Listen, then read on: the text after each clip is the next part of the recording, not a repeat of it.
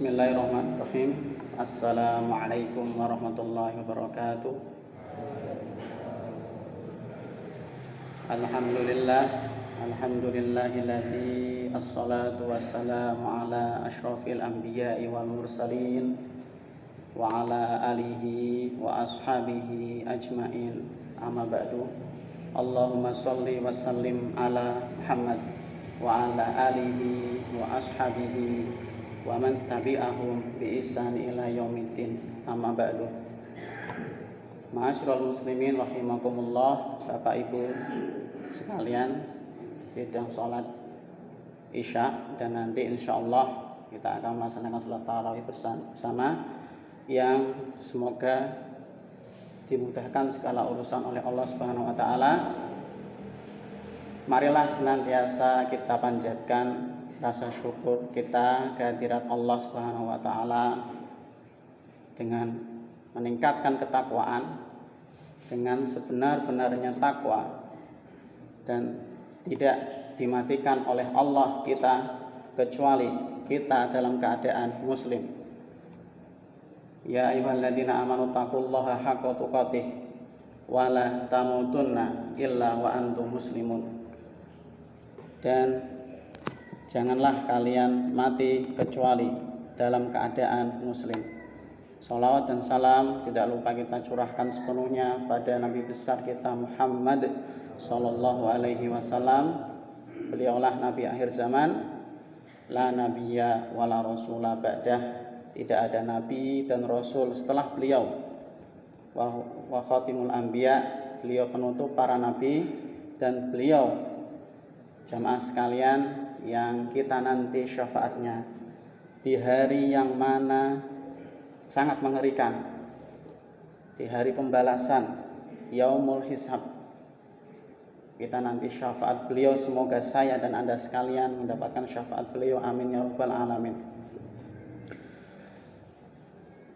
Jamaah sekalian, Rasulullah Shallallahu alaihi wasallam bersabda dalam sebuah hadis sahih dari kitab Sahih Muslim, idza matal insanu inqata'a amaluhu illa min salasatin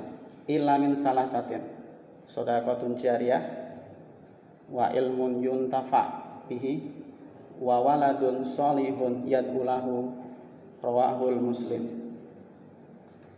Apabila manusia telah meninggal, maka terputuslah semua amalnya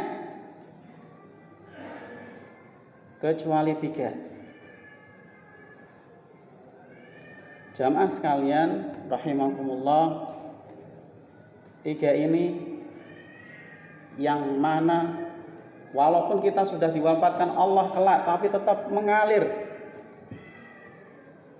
Sedangkan amal yang lain di stop oleh Allah ketika maut menjelma, ketika maut datang. Tidak mungkin kita datang ke kuburan misalkan, kita menyuruh orang yang sudah meninggal, ini bulan Ramadan, puasa enggak? Tidak mungkin. Sudah tertutup, sudah diputus oleh yang namanya kematian. Tapi jamaah sekalian, 3 amal ini mengalir terus. Saya ulangi lagi, mengalir terus walaupun kita sudah dipanggil Allah nanti. Dan amatlah tidak bijak kita bila tidak memperebutkan, tidak memperoleh 3 amalan ini. Jamaah sekalian, yang pertama adalah Rasul bilang shadaqatun jariyah, sedekah. Jamaah sekalian, Allah Subhanahu wa taala berfirman dalam surat Al-Baqarah ayat 261. A'udzubillahi minasyaitonir rajim. Masalul ladzina yunfikuna amwalahum fi sabilillahi kamasali habbatin sab'a sanabila fi kulli sumbulatin mi'atu habbah. Wallahu yudha'ifu liman yasha'. Wallahu wasi'un alim. Perumpamaan orang-orang yang menginfakkan hartanya di jalan Allah seumpama habbah, biji, yang mana tumbuh dari biji itu pohon dengan tangkai sebanyak 7. 7 itu jamaah sekalian satu tangkai tumbuh 100 biji. Jadi 700 kali lipat Allah akan membalas sedekah kita, amal jariah kita. Dan ada yang lebih dahsyat jemaah sekalian, wallahu yudhaifu liman yasha. Allah akan melipat gandakan bagi siapa saja yang Dia kehendaki. Wallahu wasi'un alim. Menilik kisah ke belakang, yang mana ada sebuah keluarga yang terhormat, terbaik, yang Allah maktubkan dalam Al-Quran surat Ali Imran ayat 33. Innallaha astafa Adama wa Nuha wa ala Ibrahim wa ala Imran alal alamin. Allah Subhanahu wa taala telah memilih Adam, Nuh, keluarga Ibrahim dan keluarga Imran atas alam semesta. Yang mana ada sebuah proyek jamaah sekalian yang dari pembangunan beliau hingga sekarang, hingga nanti kita wafat, hingga nanti yaumul akhir datang, berapa banyak jamaah yang tawaf, yang wukuf, yang sujud, yang berdoa di situ. Yaitu beliau keluarga adalah keluarga Nabi Ibrahim alaihissalam, yang mana dari bapak, anak, dan juga support atau dukungan istri beliau yaitu Siti Hajar. Nabi Ibrahim, Nabi Ismail alaihissalam, anak Nabi Ibrahim pada waktu itu belum dewasa, tapi diajak proyek besar oleh bapaknya Nabi Ibrahim untuk membangun sebuah proyek besar Ka'bah. Ma'asyiral andai kata kita hidup pada masa itu, walaupun kontribusi kita hanya misalkan andai kata satu batu bata untuk membangun yang namanya sebuah bangunan bernama Ka'bah, kita meninggal sampai hari kiamat, berapa banyak amal jariah, pahala yang kita dapatkan walau kita sudah di alam kubur. Yang jadi pertanyaan adalah jemaah sekalian, kita belum mengalami masa itu. Masa itu terjadi, kita sudah belum ada. Yang jadi pertanyaan jemaah sekalian adalah, adakah proyek-proyek umat Islam di zaman sekarang yang mana bisa menjadi sedekah jariah, amal jariah kita ketika nanti dipanggil Allah tetap mengalir terus? Subhanallah, pasti ada jemaah sekalian, yang mana andai kata kita meletakkan satu batu bata di situ kelak dikumandangkan adzan setiap hari, dibacakan Al-Quran generasi muslim dari generasi ke generasi, di mana di dalamnya dipelajari ilmu-ilmu agama. Kelak walaupun Allah mewafatkan kita, amal itu terus akan kita dapatkan. Subhanallah. Allah berjanji dan Allah tidak pernah mengingkari janjinya. Innaka la tukhliful mi'ad. Sesungguhnya Engkau ya Allah tidak pernah ingkar janji. Ma'asyiral muslimin rahimakumullah, Bapak Ibu sekalian yang dirahmati Allah Subhanahu wa taala. Pada masa dulu ada seorang tabi'in bernama Fudailah bin Iyad At-Tamimi, atau beliau sering dipanggil oleh Syekhul Haram Al-Makki. Al-Makki karena beliau di Mekah, wafat di Mekah, tapi sebenarnya beliau ini lahir di Samarkand.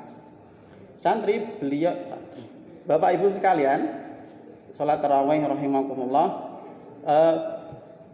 beliau ini didatangi oleh seseorang, kemudian seseorang itu cerita pada beliau, dan beliau menyampaikan pada generasi-generasi sampai kita mendengar sekarang bahwa suatu ketika di negeri Kufah itu sekarang di Irak, Bapak Ibu sekalian, dekat Baghdad, Irak. Itu Bapak Ibu sekalian, ada seorang pemuda sudah berkeluarga. Bapak Ibu sekalian, beliau ini belum ditakdirkan orang berpunya gitu. Jadi suatu ketika jual barang tenunan, kemudian dijual, kemudian dapatlah 1 dirham. Dirham itu terbuat dari perak, ya. Beda dengan dinar yang dari emas. Kalau dikurs rupiahkan itu 1 dinar 4,25 gram emas, Bapak Ibu sekalian. Tapi kalau dirham enggak sebesar itu. 4,2 gram emas kalau sekarang saya cari dulu tadi siang itu kalau kadarnya 91,7%, sekarang nominalnya 3,5 juta sekian. Kalau kadarnya 99,9% itu 3.800 sekian. Tapi kalau dirham, Bapak Ibu sekalian, enggak sebesar itu. 1 dirham itu 2,975 gram perak. Jadi bukan emas, Bapak Ibu ya, perak. Kalau dikurs rupiahkan, saya baca di situs Logam Mulia tadi sekitar 94.800 sekian rupiah, atau kita bulatkan 95.000. Jadi Bapak Ibu dari zaman dulu sampai sekarang itu sama nggih, sama. Jadi dari zaman Nabi dulu sampai sekarang 1 dinar tetap ekor domba itu dihargai 1 dinar. Mungkin berpuluh-puluh tahun yang lalu kita masih kecil, harga 1 domba ratusan ribu nggih. Sekarang sudah 3 juta. 1 dinar dari zaman Nabi sama, Bapak Ibu. Sehingga kita bisa mengambil kesimpulan 1 perak, 1 dirham itu 95.000 rupiah kalau dikurs sekarang. Bapak Ibu sekalian, ketika sudah dapat 1 dirham, beliau ingin membelikan bahan makanan untuk dimakan oleh keluarganya. Kemudian, tapi di tengah jalan ada 2 orang bertikai, Bapak Ibu. Bertikai, saling jambak-jambak begitu. Kemudian ternyata gara-gara uang 1 dirham, entah itu karena dihilangin atau apa, yang penting konflik gara-gara uang. Kemudian lelaki ini tanpa pikir panjang langsung memberikan uang tersebut ke orang yang berselisih tadi, dan akhirnya selesai perselisihan. Tapi Bapak Ibu, beliau pulang ke rumah nggak membawa apa-apa. Kemudian dengan istrinya bingung mau makan apa hari ini. Kemudian Bapak Ibu sekalian, akhirnya dijuallah perabot-perabot rumah tangganya, entah itu panci, mangkok dan lain-lain, dijual ke orang-orang supaya mendapatkan uang untuk beli bahan makanan pada hari itu. Tapi sayang sekali Bapak Ibu, belum terjual hari itu. Entah itu perabotnya belum terjual, hingga bertemu satu senasib dengan seorang penjual ikan. Kemudian ikannya juga pada waktu itu belum terjual, hingga aromanya berubah, Bapak Ibu, berubah menjadi tidak enak. Kemudian Bapak Ibu sekalian, si orang yang jual ikan karena satu nasib, cerita sama orang tersebut, orang soleh, kita satu nasib, ya kan? Nggak terjual barang kita, gimana kalau kita tukaran? Yang bapak tadi dapat perabot rumah tangga, yang orang tadi dapat ikan yang tidak segar. Kemudian Bapak Ibu sekalian, orang tadi membawa pulang ikan yang enggak segar tadi ke rumah. Kemudian Bapak Ibu sekalian, kemudian menyuruh istrinya memasak ikan tersebut. Ketika mau membelah gitu, atau mengiris ikan tersebut dengan pisau, di dalam perut ikan tersebut Bapak Ibu ada sesuatu yang keras. Sesuatu keras. Ternyata warnanya putih. Kemudian saking terkejutnya, manggil si suami. Akhirnya Bapak Ibu sekalian diketahui bahwa itu adalah mutiara. Kemudian Bapak Ibu sekalian langsunglah diajukan ke temannya yang ahli tentang mutiara, tentang emas dan lain-lain. Kemudian diajukan ke temannya yang ahli tadi. Temannya bilang, aku paling bisa menghargai itu Bapak Ibu 40.000 dirham. Tapi kalau kamu ingin lebih, ada orang lain yang akan menawarkan lebih tinggi. Jadi mampunya temannya tadi membayarnya 40.000 dirham, tapi ada yang lebih nawar lagi Bapak Ibu. Kemudian Bapak Ibu, orang tersebut menawarkan lagi ke saran dari temannya tadi. Kemudian orang kedua didatangi, bilang, aku hanya bisa membayar 80.000 dirham. Tapi kalau kamu ingin lebih, ada lagi orang yang akan menawarkan lebih dari 80.000 dirham. Didatangilah lagi Bapak Ibu orang ketiga. Orang ketiga santri, Bapak Ibu sekalian, nawarin 120.000 dirham. Dan orang ini menjamin tidak bakal ada yang menawari lebih dari yang aku tawari, yaitu 120.000